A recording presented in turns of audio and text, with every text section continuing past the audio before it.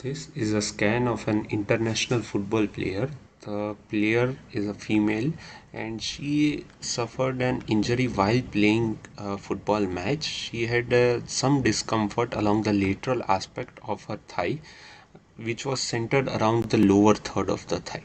So we are seeing the axial images of stir uh, weighted sequences. The hamstring muscles and their tendons can be traced from the ischial tuberosity.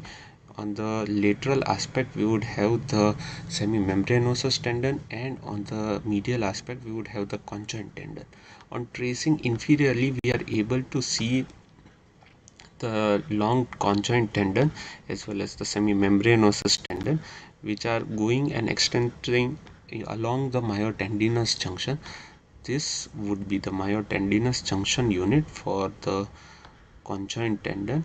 As we go down, we are moving into the region of the muscle. So I'll take on the second separate image, and here we are tracing from the mid thigh level downwards. We are on the lateral aspect. We are seeing the long head of the biceps. There are two heads of the bicep. One would be the short head and one would be the long head. The short head of biceps originates from the linea aspera, and the long head of the biceps continues from the ischial tuberosity downwards. There is an aponeurosis which is seen in between the long head and the short head. As we move downwards, we are seeing some discontinuity of the fibers with fluid and edema along this. This is the fluid gap which suggests the discontinuity. According to the British Athletic Muscle Injury Classification, injuries are classified in three types. One would be peripheral myofascial, the other would be myotendinous, so the earlier thing, the myotendinous junction, and the third one would be purely tendinous.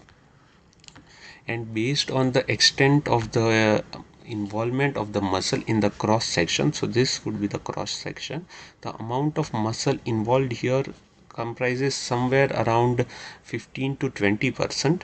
And the second criteria for classifying is the length of the edema or the length of the tear. So here, as we move posteriorly, we are seeing the length of the tear. This is somewhere between 4 centimeter, and the overall length of the edema, which extends for a length of approx 7 centimeter. So based on this, the injury is classified as BAMIC type 2A. So the grade would be 2, and as it is a myofascial injury, it would be A.